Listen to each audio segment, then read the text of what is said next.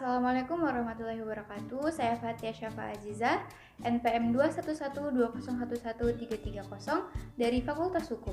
Di sini saya akan menjelaskan resum PKKMB Universitas Lampung dari hari pertama hingga hari keempat. Di hari pertama, materi pertama dibawakan oleh Bapak Profesor Dr. Karomani MSI selaku Rektor Universitas Lampung tentang pembinaan Gerakan Nasional Revolusi Mental di era Revolusi Industri 4.0 dan kenormalan baru. Beliau memaparkan tentang apa itu revolusi mental, perkembangan revolusi industri, tantangan global, tantangan nasional yang akan kita hadapi, dan skill-skill apa yang perlu kita miliki di era Revolusi Industri 4.0 ini. Materi kedua dibawakan oleh Brigadir Jenderal TNI Dr. Jube Levianto SOS MM. Beliau membawakan materi tentang bela negara. Inti materi beliau adalah 3 hal bela negara yang perlu kita ketahui. Yang pertama, apa yang harus dibela. Yang kedua, mengapa harus dibela. Dan siapa yang harus membela. Beliau juga menyebutkan 5 dasar nilai bela negara. Yang pertama, cinta tanah air, sadar berbangsa dan bernegara, lalu setia pada Pancasila, rela berkorban, dan kemampuan awal bela negara. Materi ketiga dibawakan oleh Komjen Pol Boy Rafli Amar tentang bahaya intoleransi, radikalisme, dan terorisme. Inti materi beliau adalah tentang tahapan intoleransi, radikalisme, dan terorisme, lalu apa saja kebijakan-kebijakan dan strategi pencegahan yang digunakan. Materi keempat oleh tim Kominfo tentang etika bermedia sosial.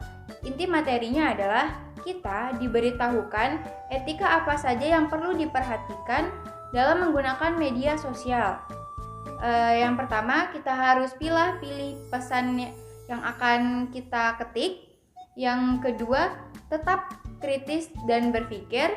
Yang ketiga, ingat sebutkan sumber jika kita menampilkan karya orang lain. Yang keempat, perhatikan gaya bahasa.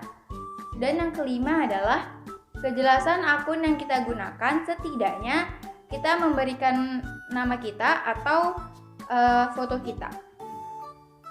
Di hari kedua, materi pertama yaitu oleh Wakil Rektor Bidang Umum dan Keuangan Bapak Profesor Asep Sukohar tentang pengelolaan perguruan tinggi di era kenormalan baru. Beliau menjelaskan tindakan apa saja yang diambil Unila dalam menyikapi COVID-19 ini, seperti pembentukan Satgas COVID, perkuliahan secara daring, vaksinasi, dan BPJS Kesehatan. Materi kedua oleh Wakil Rektor Bidang Akademik yaitu Bapak Profesor Dr. Heriandi SH Magister Sains tentang sistem pendidikan tinggi dan implementasi Merdeka Belajar Kampus Merdeka di era Revolusi Industri 4.0. Poin-poin yang beliau jelaskan adalah yang pertama, tujuan umum dan bentuk pendidikan tinggi, lalu sistem kredit semester atau SKS, dasar hukum MBKM, dan tujuan MBKM. Materi ketiga dibawakan oleh Wakil Rektor Bidang Kemahasiswaan dan Alumni, Bapak Profesor Dr. Yulianto MS, tentang etika dan norma kehidupan di kampus. Poin-poin yang beliau terangkan seperti pengertian dan peranan etika, perbedaan etika, etiket, dan norma, lalu dampak sosial etika mahasiswa, dan tujuan kegiatan di perguruan tinggi. Materi keempat oleh Wakil Rektor Bidang Perencanaan, Kerjasama, dan Teknologi Informasi Komunikasi, Bapak Profesor Suharso PhD, tentang kerjasama internasional dalam mewujudkan World Class University.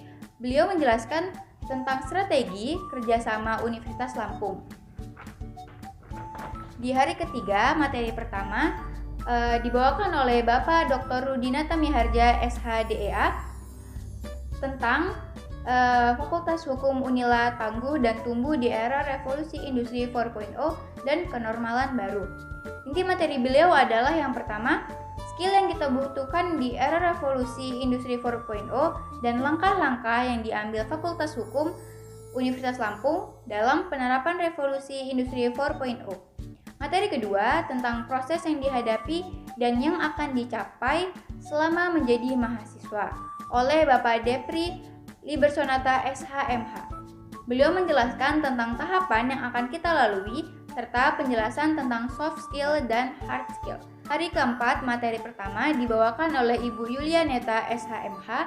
Beliau memaparkan tentang keuangan dan bagian umum serta gedung-gedung apa saja yang ada di Fakultas Hukum dan fasilitas-fasilitas yang kita dapatkan di Fakultas Hukum.